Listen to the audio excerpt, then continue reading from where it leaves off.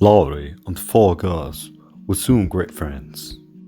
What good times they had, writing and acting plays, happy evenings at the marches, or little parties at the big house. Only Beth was too shy to go there.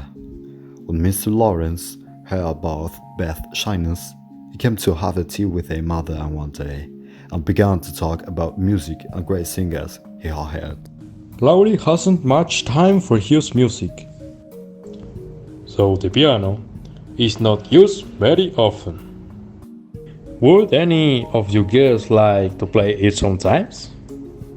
They needn't see or speak to anyone, and Elby and Mastrati. Beth found it impossible to stay in her corner and came to listen. But if they don't want to come, I want to come very much. you're the musical girl. I am Beth. Yes, I love music, and I shall come.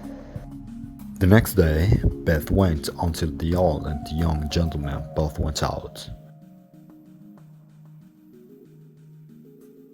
Then she ran across to the big house and found her way to the room with the beautiful piano.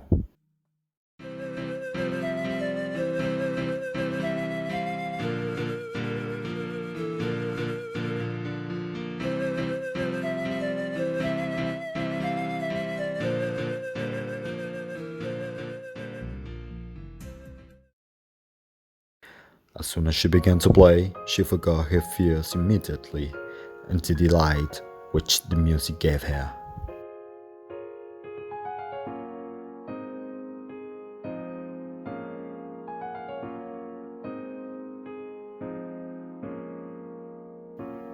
After that, Beth went every day. She never knew that Mr. Lawrence often opened his studio door to hear her playing, or that Laurie stood in the hall to keep the servants away from the shy little girl. But she was so grateful that she asked to her mother and sister to help her make the old gentleman a pair of slippers. After several days, careful sewing, the slippers were finished. Then Beth wrote a short letter and, with Laurie's help, left it with the slippers in the old man's studio one morning before he was up. The next day, Beth went out for a walk, and when she came back, the others were waiting for her. Here's a letter for you, Beth. Come and read it. She hurried to the house and they took her into the front room. Look there. Beth looked and got the biggest surprise of her life, for there stood a lovely little piano with a letter on the top of it, addressed to Miss Elizabeth March. You read it, Joe? I can't.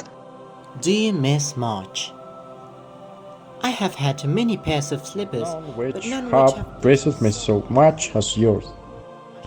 I should like to thank you for your kindness by sending you something that once belonged to my little granddaughter who died. With many thanks, I am your good friend, James Lawrence. Now try it, Beth.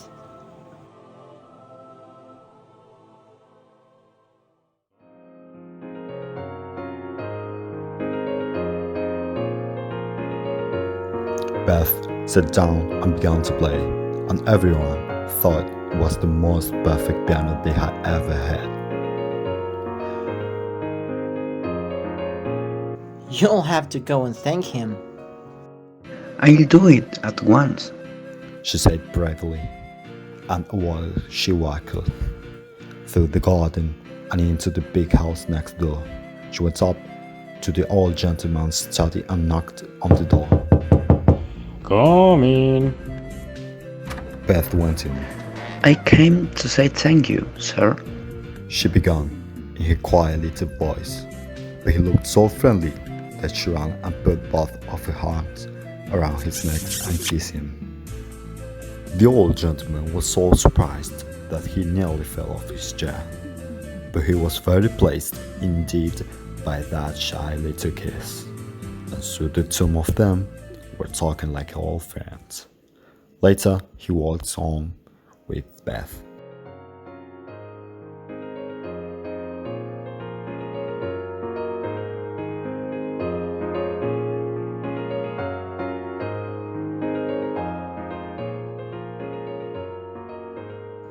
Well, I do believe the world is coming to an end.